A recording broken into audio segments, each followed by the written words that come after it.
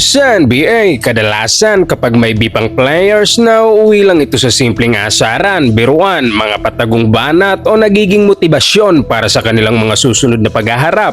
Ngunit may mga pagkakataon din na nauuwi ito sa tensyon at nagiging tunay na rivalry.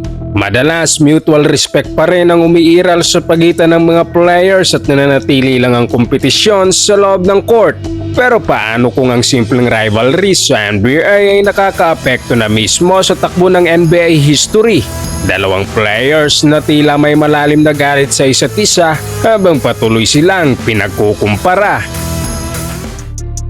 Nagsimula ang lahat sa maliit na bagay na sa totoo lang hindi naman ganun kaimportante. Noong December 2020, may mga basketball forum discussion tungkol sa top players ng classes of 2021 at 2022 at halos lahat ng sagot ay laging kasama sina Victor Wembanyama at Chet Holmgren na nagsasalitan lang sa pagiging number 1 best prospect. Noong mga panahon na iyon, 16 years old pa lang si Wembanyama. Nasa early stage pa ng development at kaunti pa lang ang footage na napapanood sa kanya na tila isang teenager na nakakulong sa katawan ng isang higante.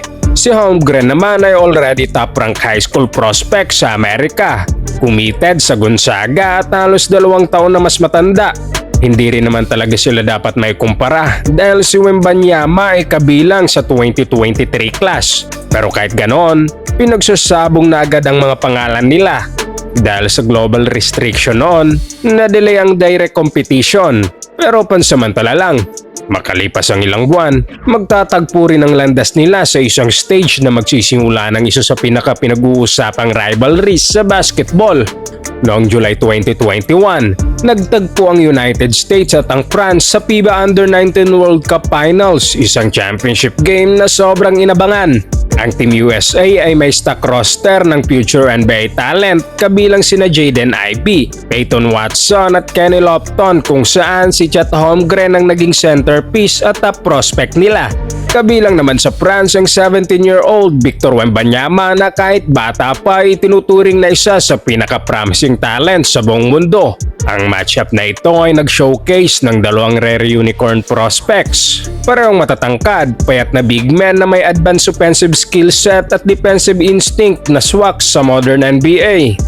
Mula sa unang minuto, si Wembanyama ang nagtakda ng tono ng laro gamit ang kanyang rim protection, shot blocking at interior control na paulit-ulit na nakasira sa offense ng Team USA. Kahit siya ang pinakabatang player sa court, tinapos niya ang laro na may dominant stat line na 20 points, 8 rebounds at 8 blocks. At malinaw na siya ang pinaka-impactful player sa court. Sa kabila nito, nanalo pa rin ang Team USA sa dikit na score 83-81. Ang mas kapansin-pansin pa, si Holmgren ang binigyan ng tournament MVP habang si Wembanyama ay nagtapos lamang sa silver at all-tournament selection. Para sa karamihan ng young players, madali lang dapat makalimutan ang ganitong resulta. Pero para kay Wembanyama, ang pagkatalong ito ay nag-iwan ng matinding emotional weight. Naging deeply personal ang disappointment, isa sa pinakamabigat na moments ng kanyang early career at nag-iwan ng psychological imprint na sumama sa kanya papunta sa kasalukuyan. Pagpasok ng 2023-24 NBA season, unti-unti nang nabubuo ang anticipation para sa kanilang unang NBA encounter.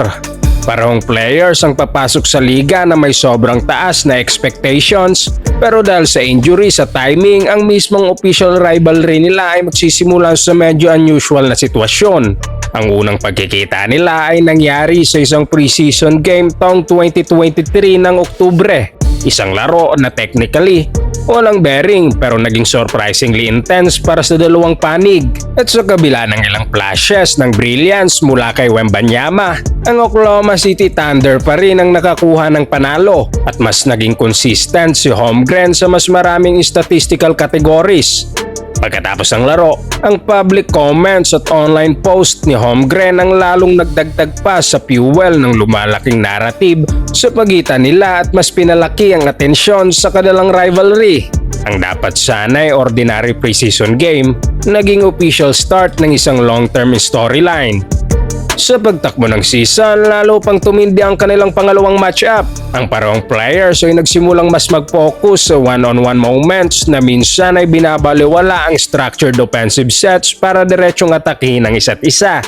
Naging secondary na lang ang scoreboard kumpara sa individual dominance at pinalaki agad ng media ang bawat interaksyon na ito. Habang mas lumalalim ang rivalry, nagbigay ng opinyon ng mga analyst at former players. Inilarawan silang elite young talents na may potential maging future stars ng liga. Lalong naging sentro ng usapan ang competitiveness, mentality at kung sino ang may mas edge sa kanila. Sa pagtatapos ng kanilang rookie season, malinaw na naitas ni Wembanyama ang kanyang status na kalaunan ay nakuhang Rookie of the Year award. Ang achievement na ito ay lalo pang nagpatibay sa kanya bilang isa sa pinaka-promising young superstars ng liga habang mas lalo rin itong pinatindi ang comparisons kay Holmgren. Ang usapan tungkol sa awards, criteria at perception ay nagdagdag ng tensyon sa rivalry kasama ang mga debate tungkol sa fairness at evaluation. Kahit sa media, halata pa rin ang kompetisyon ng dalawang kampo na may mga pahayag na nagpapakita ng agwat ng tingin ng tao sa actual performance nila. At kahit sinubukang balewalain ni Chet at Wemby ang comparisons, malinaw na lumalaki na ang rivalry. Pagsapit ng 2024-25 season, si Wembanyama ay umakyat na sa upper tier ng NBA rankings, habang si Holmgren ay nananatiling respected rising star pero nasa mas mababang ranking. Kahit may gap sa pagitan nila, tuloy pa rin ang usapan tungkol sa dalawa.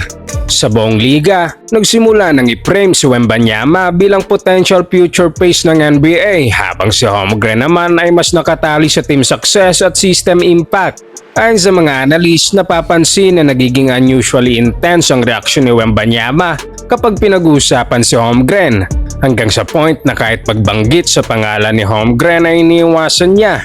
May ilang observers na nagsasabi na parang naging psychological fixation ito kung saan ang rivalry ay naging mas personal kaysa simpleng comparison. Sa kanilang unang matchup sa season na yon, lalo pang lumaki ang statistical gap. Si Holmgren ay nag-deliver ng dominant performance habang si Wembanyama ay nagkaroon ng isa sa kanyang lowest scoring games. Nanalo ang Oklahoma City at nagsimulang ma-establish bilang legitimate championship contender. Pero biglang nag-shift ang trajectory ng rivalry nang ma-injure si Wembanyama at mag-end ang kanyang season dahil sa blood clot sa kanyang right shoulder. Habang naka-sideline si Wembanyama, tuloy-tuloy ang pagangat ng Thunder at kalaunan nakuha nilang NBA championship at umabot na sa peak ng success sa liga. Dito mas lumaki ang agwat at tingin sa kanila. Ang isa ay nanalo na ng championship habang ang isa ay hindi nakalaro at nanonood lang dahil sa injury. Pagkatapos ng mahigit isang taon na pagkawalan sa kompetisyon, bumalik si Wembanyama sa court sa simula ng 2025-26 season. Umangat muli ang kanyang ranking at pumasok siya sa liga bilang officially recognized superstar. Si Holmgren naman ay patuloy ding umangat na ngayon ay champion na at key contributor sa dominant Oklahoma City team. Habang tumatakbo ang season, patuloy ang dominant run ng Oklahoma City sa liga. Nag-stack ng wins sa historic pace at pumasok sa usapan bilang isa sa greatest regular seasons team ever. Sa muling pagkikita ng dalawang teams, ang Oklahoma City ay dominant powerhouse, habang ang San Antonio ay nag-adjust pa sa roster at rhythm. Akala ng marami, unti-unti nang mawawala ang rivalry sa malalaking storylines ng liga. Pero sa kanilang mga matchup, muling nanumbalik ang lahat. Malaki ang impact ni Wembanyama sa kanyang team sa scoring, defending at pagkontrol ng possessions. Dahil sa kanya nagsiship ang momentum at nagugulo ang offense ng Oklahoma City. At habang lumalalim ang season, lalo pang nilalampasan ng San Antonio Spurs ang ekspektasyon sa kanila at nakakuha ng panalo sa top teams. At si Wembanyama ang nagiging main factor sa pagbabago ng laro kapag nasa court siya. Tinapos ng Spurs ang season na may 62 wins at 20 losses na number 2 sa West habang ang OKC ang nasa number 1. Pagpasok ng 2026 NBA postseason, magkaibang landas ang dinaanan ng San Antonio Spurs at Oklahoma City Thunder. Mas naging madali ang daan ng Thunder nang ma-sweep nila ang Suns at Lakers kaya't pumasok sila sa West Finals dala ang 8-0 record. Samantalang mas nahirapan naman ang Spurs. Tinapos nilang Blazers sa 5 laro at 6 na laro kontra Timberwolves bago makapasok sa West Finals. Lalo pang uminit ang kanilang rivalry dahil sa mga individual awards na naghati sa opinyon ng liga. Si Shai Gilgeous-Alexander ay naging back-to-back NBA MVP, habang si Victor Wembanyama naman ay nag-uwi ng Defensive Player of the Year at nangi-award kay SJ ang MVP sa harap ng home fans bago ang series. Lalo itong nagpainit ng laban at nagdagdag ng motibasyon para sa Spurs. Nanalo ang Spurs sa Game 1 para agawin ng home court advantage, pero mabilis itong tinablan ni SGA sa Game 2. Dinumina naman ng Thunder ang Game 3 gamit ang experience, pero bumanat si Victor Wembanyama sa Game 4 na may 33 points para sa dominant win. Nakuha ng OKC ang Game 5 sa home court nila, kaya napunta ang Spurs sa elimination. Pero bumawi ang San Antonio sa Game 6 sa 27-point blowout para itulak ang Game 7. At sa Game 7, rumatsada si Wembanyama at tinarget si Chet Holmgren sa Clash of the Unicorns. Ginamit niya ang outside shooting para hilahin si Chet palabas ng pinta, tapos inaatake sa rim. Kaya't napasok sa foul trouble ang big man ng OKC. Dahil dito, nalimit si Holmgren sa 4 points lang. Si Wemby ang nagdala sa Spurs na may 22 points, 7 rebounds at 3 blocks para sa 111-103 win. Nilaglag ng Spurs ang defending champion Thunder at dinalang San Antonio sa kanilang first NBA Finals appearance in over a decade. Dito nagtapos ang kanilang makasaysayang serye, pero alam nating simula pa lang ito ng bagong yugto sa NBA. Ang tapatan ni Wembanyama at Holmgren ay patunay na ang future ng liga ay hawak ng dalawang unicorns. Kahit Spurs ang umabante, ang pagkatalo ng Thunder ay magsisilbing motibasyon para kay Chet at sa OKC, na mas lalo pang magpapainit ng rivalry nila, at asahan natin ang mas matitinding laban pa sa mga susunod na pagkikita. Huwag kalimutang mag-like at subscribe para sa mas marami pang sports kwento.